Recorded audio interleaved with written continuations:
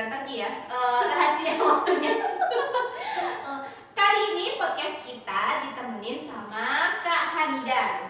Kak Hanidar adalah salah satu part of Yuk Ngaji Balikpapan, dan teman-teman pasti tahu ya kan. Nah, pagi ini kita mau ngomongin apa sih Kak? Kira-kira ngomongin apa ya kita pagi hari ini? Yang lagi seru-serunya gitu. Apa ya? Iya. Kayaknya kita ingat bingung.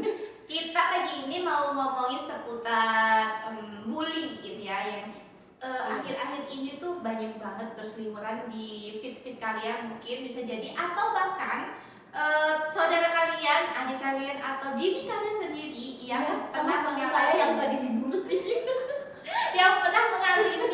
yang pernah mengalami bullying ini gitu ya.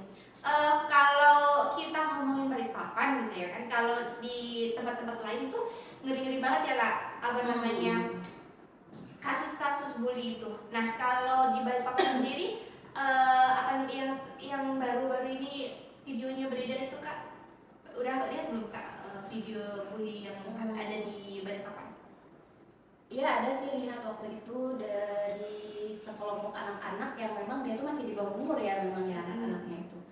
SMP ya? Itu kalau nggak salah terjadinya di daerah Balikpapan Utara ya Kak ya, kalau nggak salah. Nah, memang kan bully yang terjadi sekarang ini tuh bukan cuma bully lewat lisan ya, tapi sampai fisik gitu kan. Kalau dulu kan kita kan aja tinggi gitu ya. Iya, kalau kita dulu paling banget itu nama orang tua gitu. Kita aja udah balik pulang tuh, mah diam.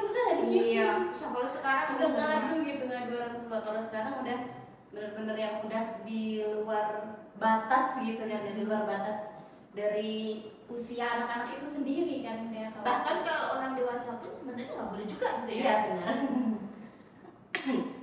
Jadi kalau dulu kita lihat misalnya perkelahian gitu kan, berantem itu biasanya orang-orang dewasa, orang-orang yang memang anak-anak udah remaja, di atas remaja gitu lah ya. Tapi STM gitu ya, kan ya, yang suka tawuran itu kan ya. Benar. Tapi kalau untuk sekarang ini kan di usia masih kecil pun, bahkan anak-anak yang belum sekolah pun banyak gitu kan terjadi pelaku dan korban. Luar biasa ya. Jadi apa namanya, berarti sudah masuk ke tahap yang sangat mengkhawatirkan terhadap kasus bully atau perundungan ini ya teman-teman. Kalau teman-teman misalkan ada apa namanya, pengalaman pernah dibully atau pernah membuli, ayo bisa sharing di kolom komentar gitu. Nanti kalau yang pernah bully nanti kita undang di sini. Gitu.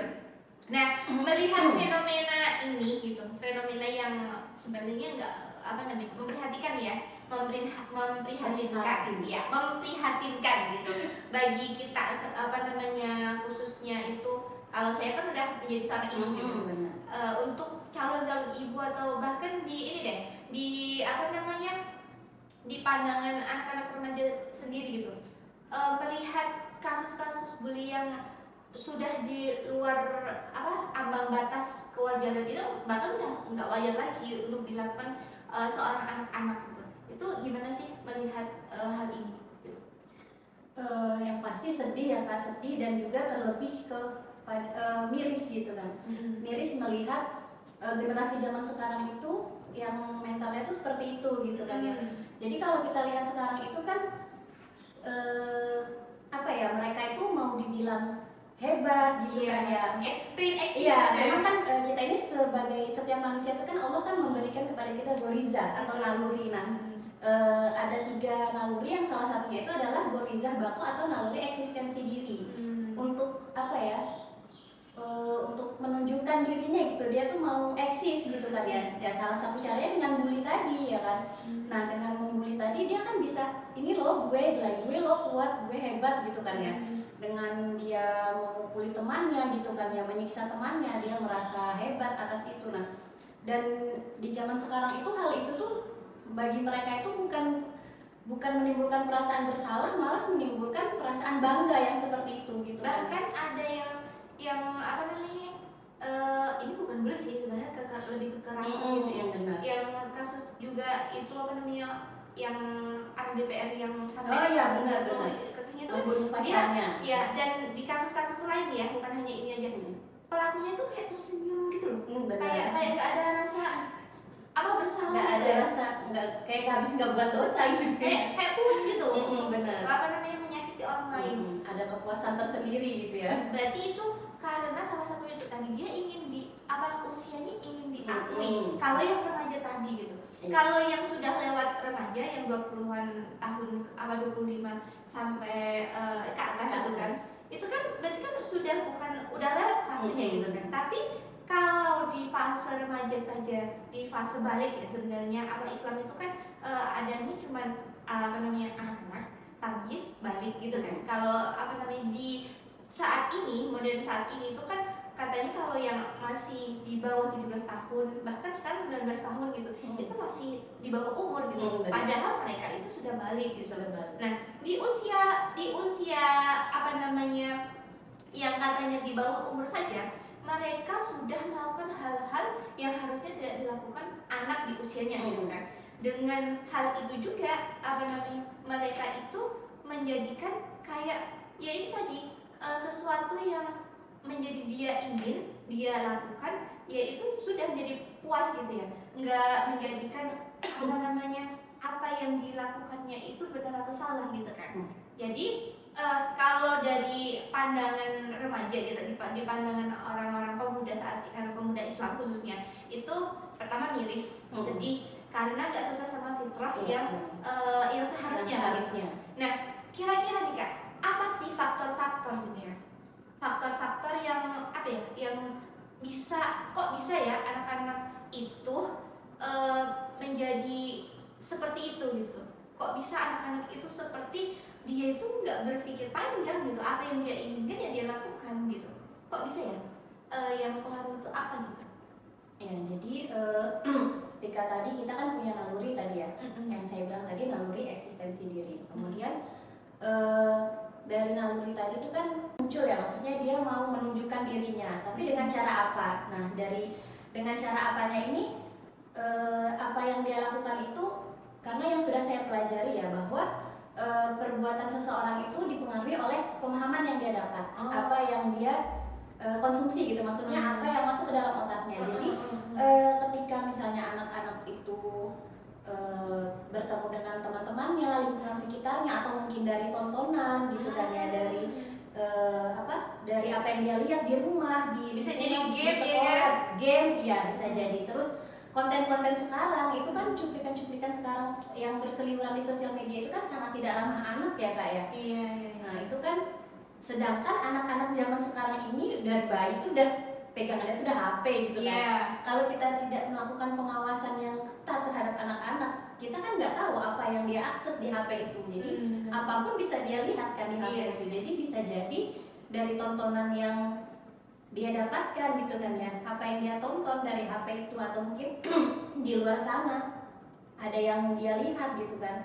Nah itu yang bisa mempengaruhi tadi perbuatannya tadi. Jadi udah tertanam gitu ya. Jadi bisa jadi perilaku yang mereka lakukan itu bisa jadi mereka menganggap itu ya nggak ada yang salah gitu. Karena dia melihat dari tontonan yang dia lihat gitu. Bahkan dari game yang dia mainkan itu kan, kalau game itu kan kita menjadi fantasi ya. Kita seolah-olah ada di dalam situ gitu. Jadi bisa jadi dia ingin memvisualisasi menjadi pemain dalam game itu. Oh ya. Jadi kurang lebihnya otaknya anak-anak ini tuh udah nggak terkontrol lagi. Seolah-olah mereka nggak bisa mengontrol gitu. Kemudian tidak adanya pemahaman yang diberikan gitu kan ya, apakah tentang sesuatu, tentang perbuatan-perbuatan mereka, apakah itu baik atau buruk, apakah itu halal atau haram gitu kan ya. Dan juga ketika misalnya di sekolah kurangnya pengawasan dari pihak sekolah juga gitu kan. Soalnya kan gimana bisa terjadi gitu loh sampai pembulian kekerasan di sekolah itu kok bisa terjadi tuh pihak sekolahnya itu pada kemana gitu kan. Biasanya kan itu terjadi di jam-jam pulang sekolah atau istirahat. Gurunya di kantor tuh ya kan. Itu masih dalam lingkup sekolah kan. Nah jadi, dan terus kalau misalnya kita lihat ada yang terjadi beberapa waktu lalu yang anak sekolah itu, dan kemudian dia dijadikan tersangka, dan dari pihak sekolah, gurunya atau kepala sekolah gitu kan ya, belain gitu, belain yang dia. dicacak kemarin tuh ya? Iya, yang dia bilang bahwa dia itu adalah atlet, berprestasi gitu kan ya, juara tilawah gitu kan ya. Tapi kemudian tidak seharusnya guru itu membenarkan perilaku kekerasan tadi, karena tadi. Prestasi dengan perilakunya itu sesuatu hal yang berbeda gitu ya. Jadi memang juga sistem sekarang itu di dalam bidang pendidikan pun itu juga sudah gimana ya? Jadi maksudnya di sekolah itu karena yang dilihat itu tadi prestasi, gitu kan, nilai bagus, ada prestasi, punya prestasi. Jadi membuat, kalau kayak gitu kan jadi membuat si anak ini juga ini saya dibelain nih, berarti saya nggak salah dong gitu. Apa yang makin nggak merasa bersalah dengan perilakunya tadi. Iya sih, waktu dulu sekolah itu kan kayak curhat ya. Dulunya itu kapan, Mak? Ya waktu lama ya sekolah gitu kan ini ya, seringnya itu kalau anak-anak yang berprestasi gitu kan, apalagi dia sampai dapetin membawa nama sekolah, nama baik sekolah itu kan biasanya disayang sama guru. Bener. Dan itu memang belagu sih. Belagunya anak zaman sekarang sama anak zaman dulu itu kan beda ya. Kalau zaman dulu tuh kan paling banter itu kan dia merasa keren aja gitu. Terus gitu kan. Terus kita cuma sebel-sebel aja gitu kan. Kalau sekarang ini udah ke ranah yang apa kepedean itu luar biasa pede, sehingga merasa apa yang dia lakukan itu benar. Bahkan ya Mak, maksudnya bukan antara murid dengan murid, bahkan ada yang murid sampai mencelakai gurunya. Pernah ini enggak, Pak Lati? Yang sampai ada kemarin kasus guru itu dibacok gara-gara ngasih nilai jelek ke siswanya. Itu dari siswa sampai membacok guru itu gimana ceritanya gitu kan? Kalau kita dulu sama guru itu paling sesebel-sebelnya nggak sukain sama guru paling cuma ngedumel, kan nggak sampai gitu ya. Ini sampai sampainya fisik ya, main fisik ya, itu luar biasa sekali. Berarti sungguh sangat parah sekali. Ya itu Nah kalau sudah seperti ini gitu kan, sedangkan sistem saat ini gitu, kita kan mengharapkannya, orang tua itu mengharapkannya ya dia sekolahin supaya dia itu baik gitu kan, jadi orang yang berilmu gitu kan, jadi orang yang baik gitu. Lah faktanya sekolah sekarang ini malah menjadikan benar sih dia itu berprestasi misalkan, tapi di sisi lain dia itu malah menjadi pelaku kriminal. Ini udah masuk kriminal ya, karena sudah menyakiti orang lain, mencelakai, bahkan menyebabkan orang ada lain. yang sampai menyebabkan kelumpuhan. Nah itu kan udah kriminal ya. Nah kok bisa gitu? Kalau sudah ini dikasihkan solusi-solusinya di sistem kapitalistik ini gitu ya. Kita langsung aja nyebut kapitalistik ya teman-teman, karena pendidikan sekarang itu mahal gitu. Kalau mau murah ya sekolah yang apa adanya gitu kan. Nah ini kan berarti kapitalisasi pendidikan juga gitu kan. Nah jadi apa nih solusi kita tuh? Kan pengen semua anak-anak tuh baik ya, terutama anak-anak muslim gitu. Karena kita tahu Islam itu rahmatan lil alamin gitu. Nah apa yang bisa mendorong anak-anak ini kembali menjadi anak yang rahmat, anak yang menyebar kebaikan, penuh belas asih gitu? Kalau dari sudut pandang Islamnya nih Kak, sebagai pemuda muslim gitu kan, harusnya seperti apa gitu? Ya, kalau berbicara tentang pendidikan tadi itu kan memang ketika kita menyekolahkan anak kita itu kan tujuannya agar mereka dididik untuk menjadi anak yang baik gitu kan, anak yang berilmu gitu kan, seperti itu. Ya seperti yang tadi Kawati bilang. Nah, tapi ketika kita lihat saat ini itu nyatanya nggak seperti itu, nggak sesuai gitu kan ya. Bahkan di sekolah Islam pun atau sekalipun di pesantren itu juga nggak menjamin anak itu menjadi baik ya, walaupun nggak semuanya ada, mungkin segelintir gitu ya, 1-2 anak yang walaupun dia itu dari pesantren nggak menjamin bahwa anak itu akan menjadi generasi yang baik gitu kan. Contohnya kemarin saya ada dengar cerita dari teman saya gitu kan, lagi ada agenda, terus ada teman tuh cerita, dia bilang sedih banget aku Kak, bilangnya dia kan dari pesantren ya, lulusan pesantren. Teman-temanku itu yang bertahan itu sampai sekarang ini cuman sisa, sama saya itu 2 orang atau 3 orang gitu ya. Terus yang lainnya itu ya bisa kembali mungkin ke pergaulan bebas atau mungkin kembali membuka aurat yang gitu-gitu lah Kak. Intinya ya nggak sesuai sama yang dia lakukan waktu di pondok gitu kan ya. Nah itu kan bisa jadi karena ketika di pondok itu dia hanya terpaksa melakukannya karena disuruh orang tuanya gitu kan ya, dipaksa orang tuanya masuk pondok. Bisa jadi juga karena setelah keluar pondok kembali ke rumah bertemu dengan lingkungan rumahnya yang tidak mendukung gitu kan ya, tidak mendukung. Nah itu tadi. Jadi sekolah pun sekarang itu tidak menjamin ya. Nah kemudian juga untuk mencetak istilahnya generasi yang berakhlak mulia gitu kan ya, nggak cuma dari sekolah. Jadi sebenarnya madrasah utama dan pertama itu kan dari rumah ya, dari orang tua. Jadi memang peran orang tua di sini juga sangat penting gitu kan ya, bagaimana orang tua itu mendidik anaknya di dalam rumah sebelum dia keluar rumah gitu kan ya.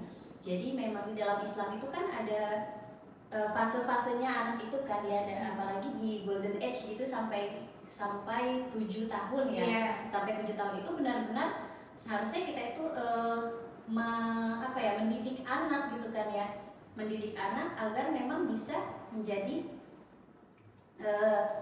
anak yang berakhlak baik gitu kan ya. Di dalam Islam memiliki sudah kepribadian Islam. Iya, memiliki kepribadian Islam, sudah ditanamkan nilai-nilai tauhid, nilai-nilai akidah kan seperti itu. Bahkan dikatakan dari dalam perut pun, waktu ketika masih anak ada dalam perut, di dalam kandungan, kita harus sudah mulai mengenalkan Allah. Iya benar, mengenalkan Allah kepada anak kita tadi gitu. Jadi dari dalam rumah, peran dalam rumah itu sangat penting, dari orang tua, dari keluarganya, iya dari individu gitu. Nah kemudian setelah dari rumah kan itu anak-anak pasti keluar, kita nggak bisa menjaga mereka 24 jam kan.